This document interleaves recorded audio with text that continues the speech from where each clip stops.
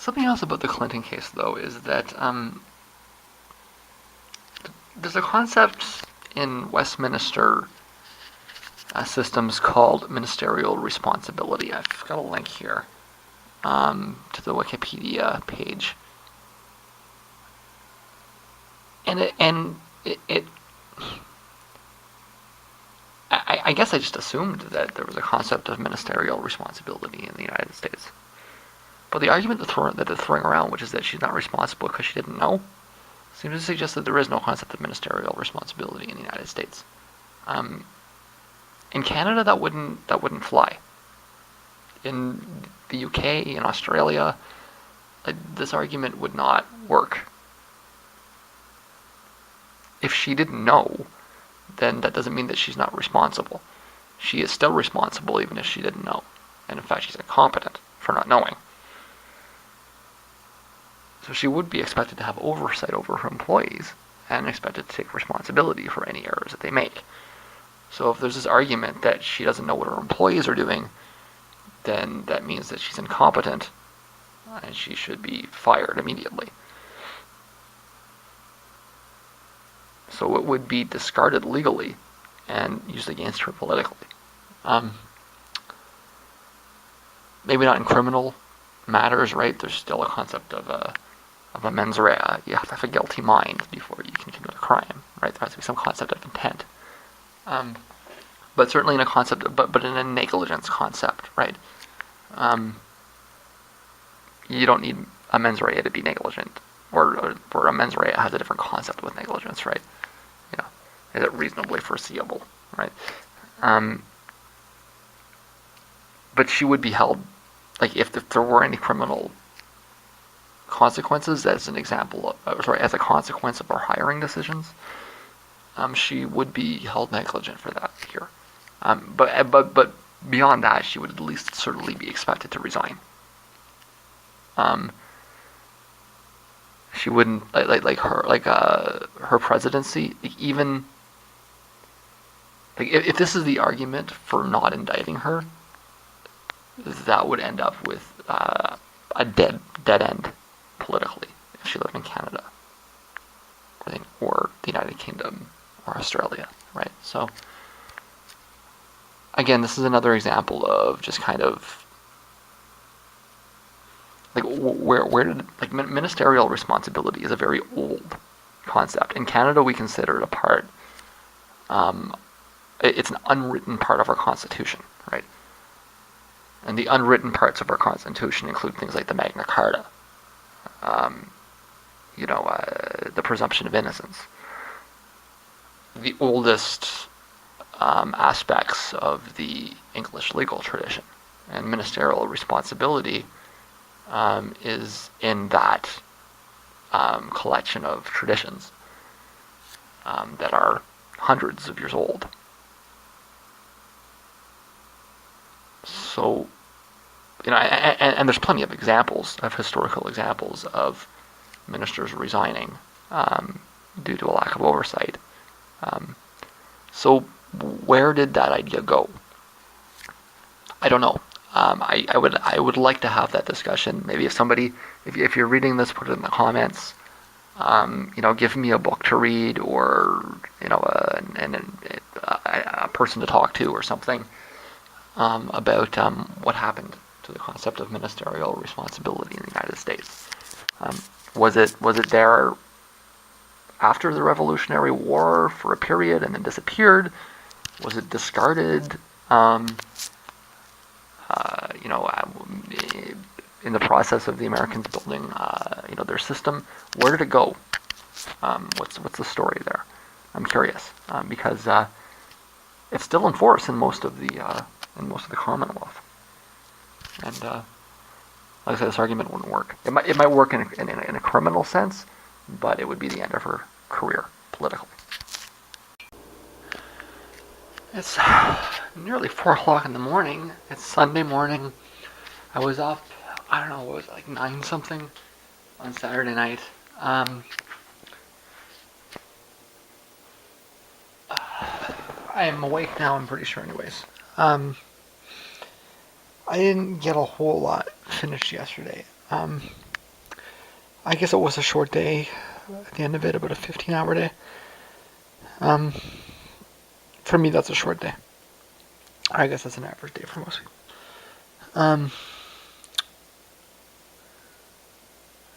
I am hoping to get a longer day in today. And I'm just finishing eating, so when I'm done this last little bit of, I'm still not wearing pants, when I'm done this last little bit of tomato sandwich goopiness, by the way, I'm on my last jar of mayonnaise. It's what, the 10th today? I'm thinking that that could very well last me till the 20th. For real, yo. And then at that point, I'll have gone halfway through the summer without any eggs. I'll need to, that's probably what I'll do, is I'll probably finish the month with eggs. I have eggs every day for the last 10 days of the month.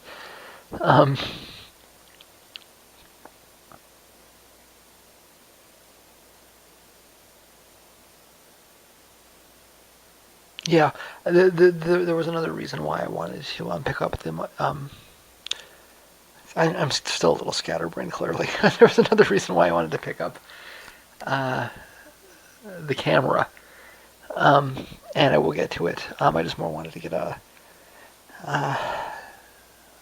baseline in because I actually don't think I'm going to be talking much for the rest of the day. I got a track listing for Confused Up.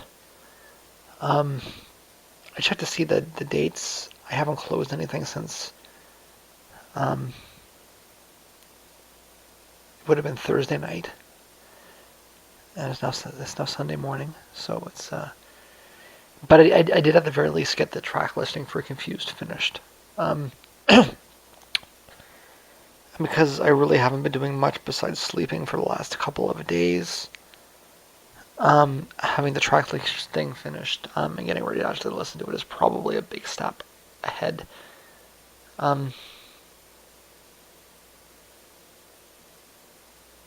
Yeah, that's the plan for the night. I think I might be able to close Confused by the night. And in the night, it's going to depend on how much listening I can get done, how good the listening is, etc. I may also want to remix a few of the versions of the track. First, I'm just trying to verify that I got a good track listing down. And I don't think that the next batch of material is going to be nearly as long to close. I don't really expect that there's going to... Well, that's not true. I may look at a couple of different singles.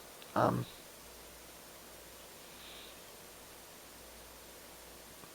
mean, I made a single for the slowed down version of Useless. It's a possibility of a single for Wish. Possibility of a single for Why.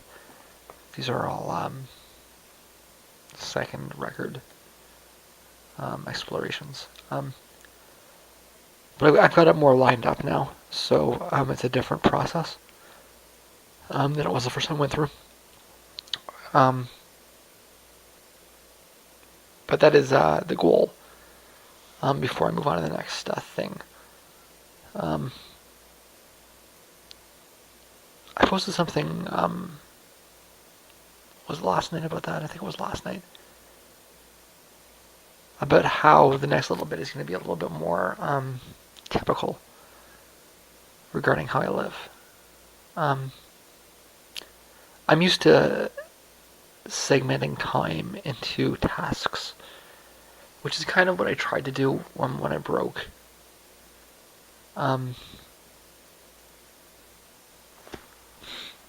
That's kind of what I tried to do when I broke my vlogs down into seasons like that. But it hasn't. It's been incomplete, right?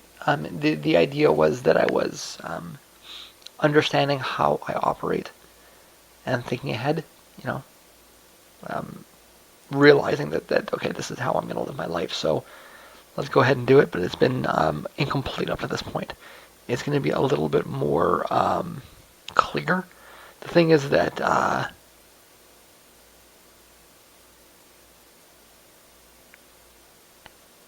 it's going to be smaller chunks of time initially, right? So, like the chunk of time I'm in right now is to catch up to where I was back in January.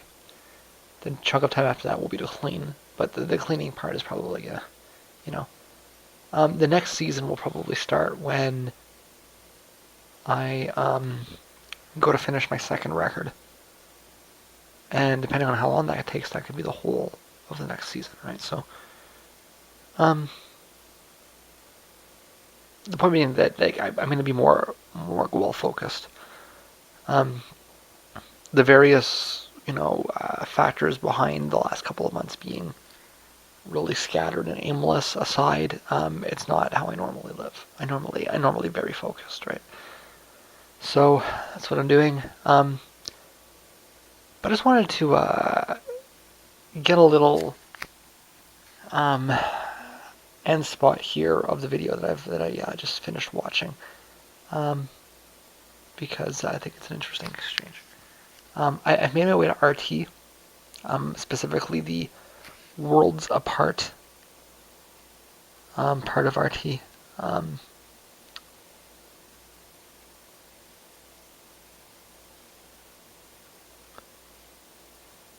Worlds Apart being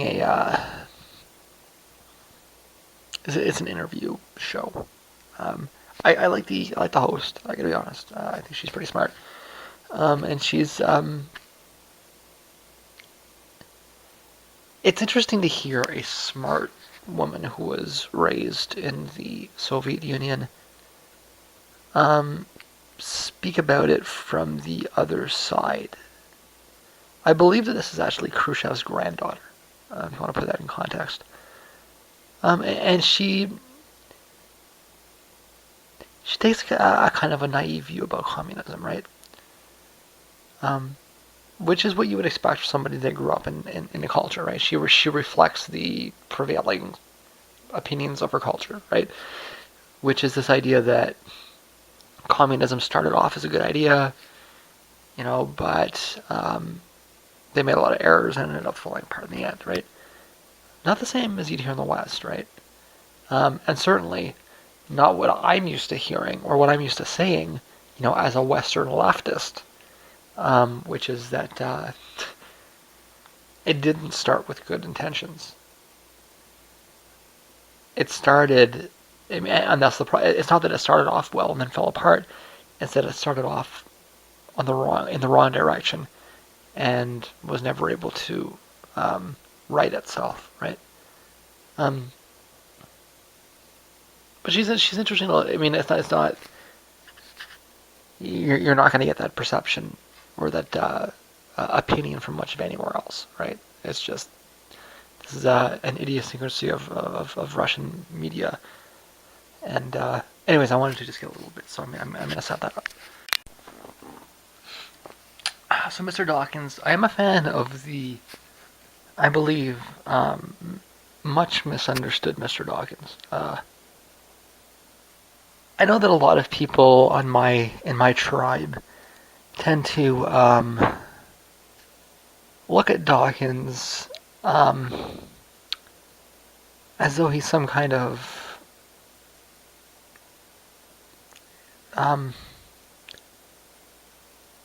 enlightened conservative. I think it's as much of a function of the collapse of the left as it is anything else, right?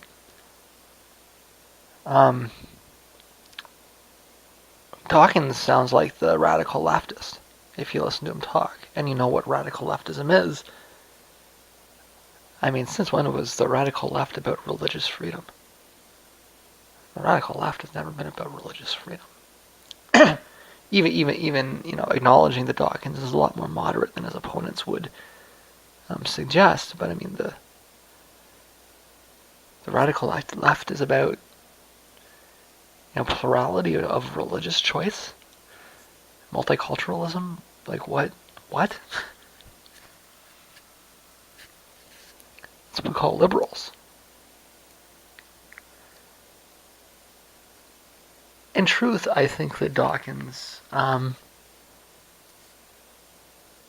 is probably the conclusion of Kropotkin in a lot of ways. His whole gene theory is exactly what anarchism needs. I know that people are going to look back at the 20th century and look at Noam Chomsky as the most important anarchist, and Chomsky is he's essential to listen to in a certain way.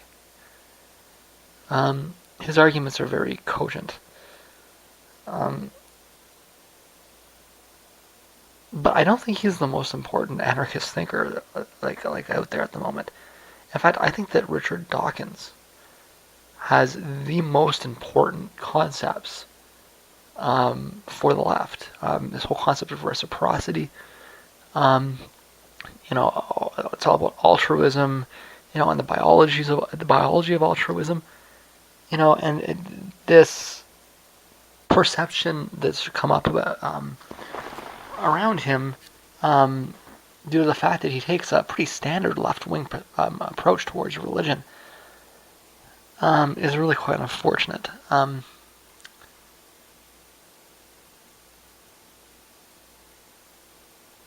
so I'm just going to record this short exchange here because I find it interesting in the way that it presents Dawkins in the proper context that is so often so missing. And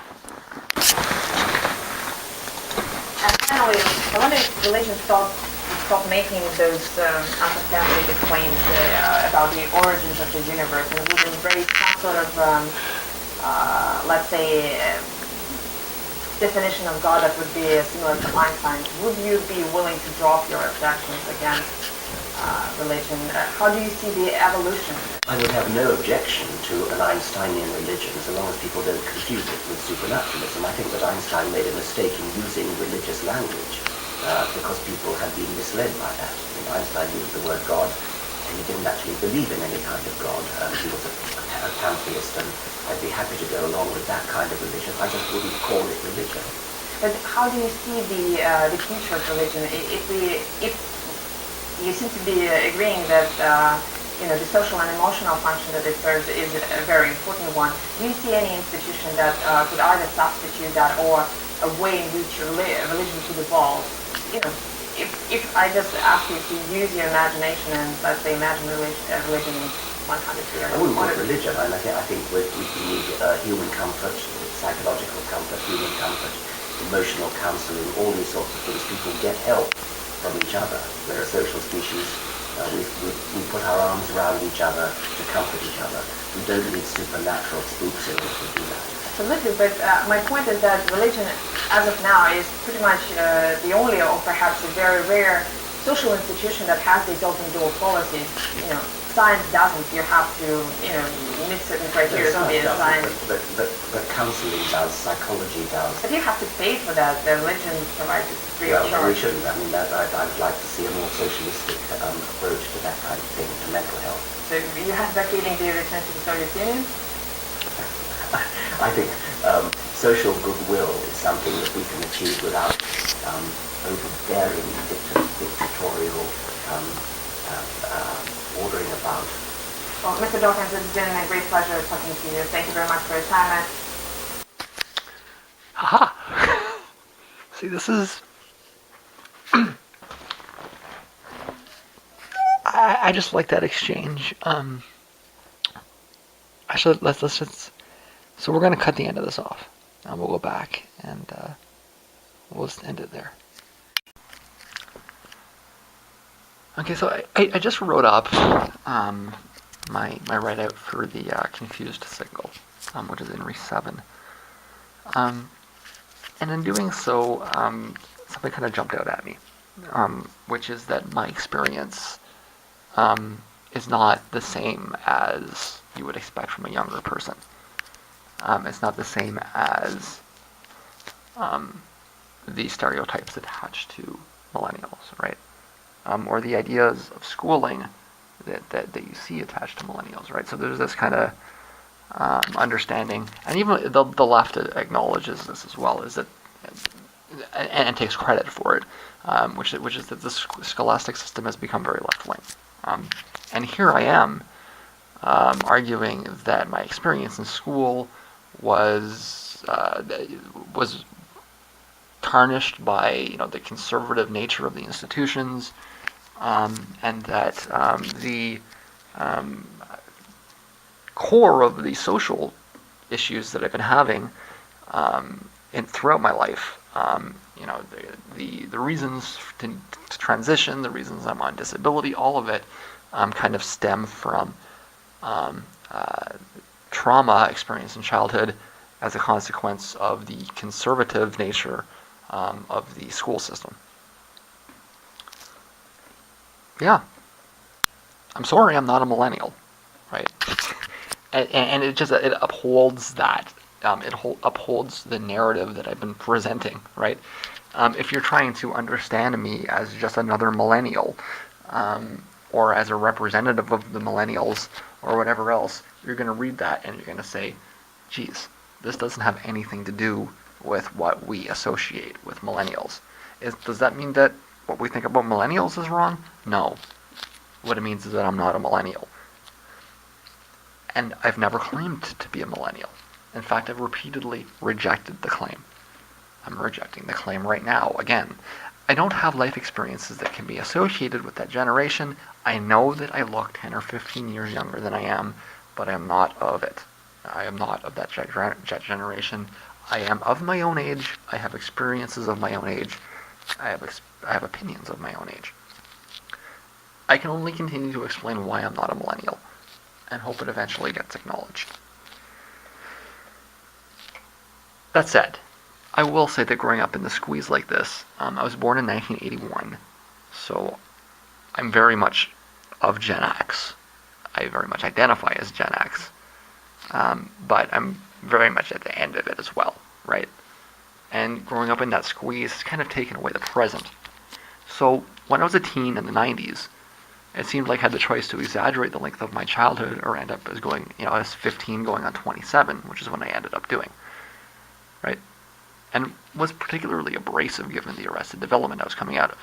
I never really felt like I had the option of being a teenager, and that was life, like I remember being 15 and like I had the choice of like of still being 10 years old, and the truth is that a lot of my friends were still 10 years old or mentally 10 years old at the age of 15, because the entire culture, the society, the media, everything was trying to break the generations up in that sense, right? So there was this huge media push for like cartoons and whatnot, and it's true. A lot of people that I knew at the age of 15, they were still watching cartoons, right?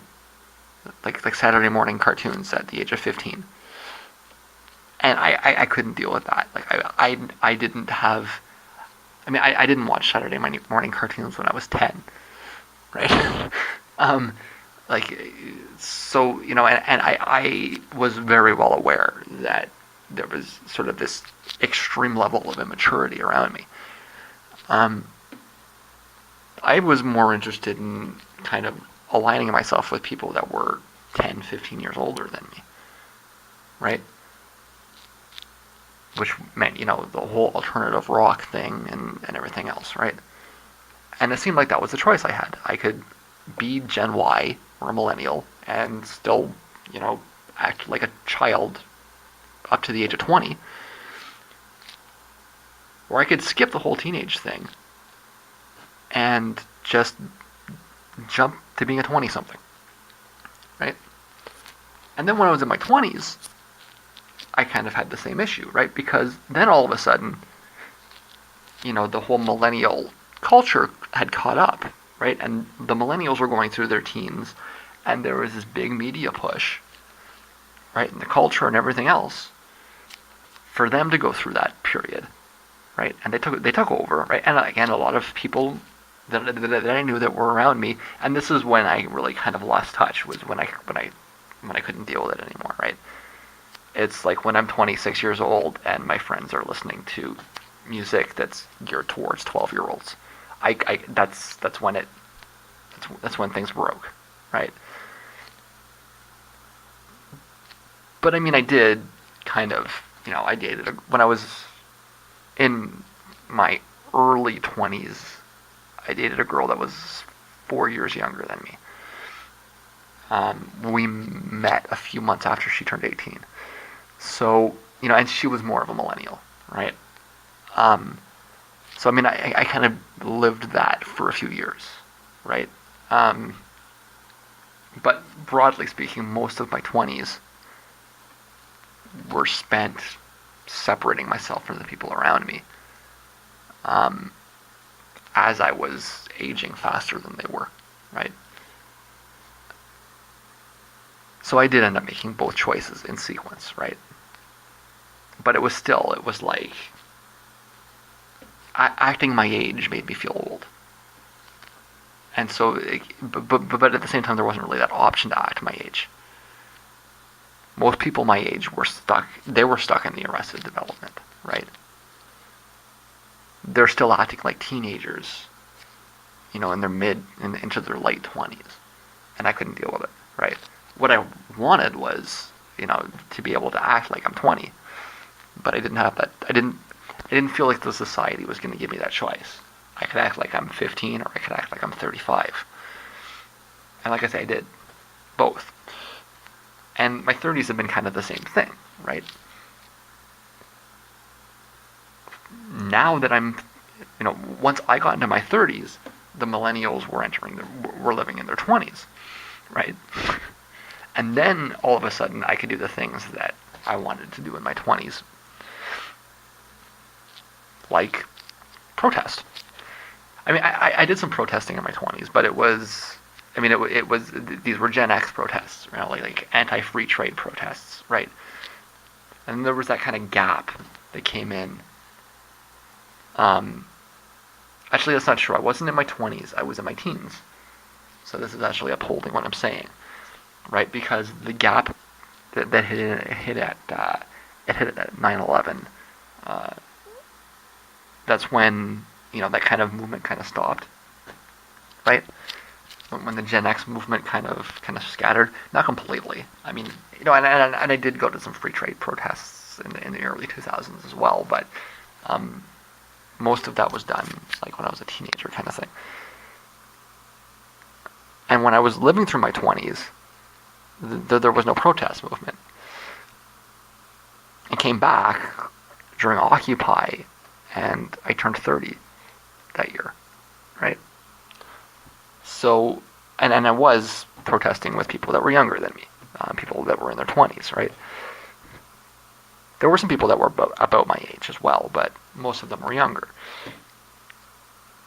And so I ended up living my 20s and my 30s, but then again, most of the time since then, I've been living a lifestyle that's more, reflective of somebody that is older, somebody in their 40s even. I wake up early in the morning. I spend a lot of time by myself. I'm visibly aging in my lifestyle, right? I do live like an old person, and that's okay. I'm not. I kind of would like to, be kind of more my age, but there's so few of us, right? And like I say, the bulk of people my age got stuck in this millennial culture like 25 years ago. They watched cartoons on Saturday mornings until they were 20, and then they lived like teenagers until they were 30, and now they're only living like 20 somethings now, which is something I feel I'm beyond, right? And looking forward, like, am I going to live my 30s when I'm 40? What does it mean to be 30? Well, that's supposed to be when, when you start buying property and having kids and stuff. Is that going to happen then? I don't think so. Maybe. I hope not, because then I'll be jumping to my 50s at 45. I'll be a grandma without being a mother first, right? But such is the nature of the generational cusp. And as of right now, I am. I'm 35 years old with the life experiences of a 45-year-old. I'm 35 going on 47, and I'm happy with it. I don't want to be your stupid millennial. I'm an angry, bitter Gen Xer, and I'm absolutely happy about it.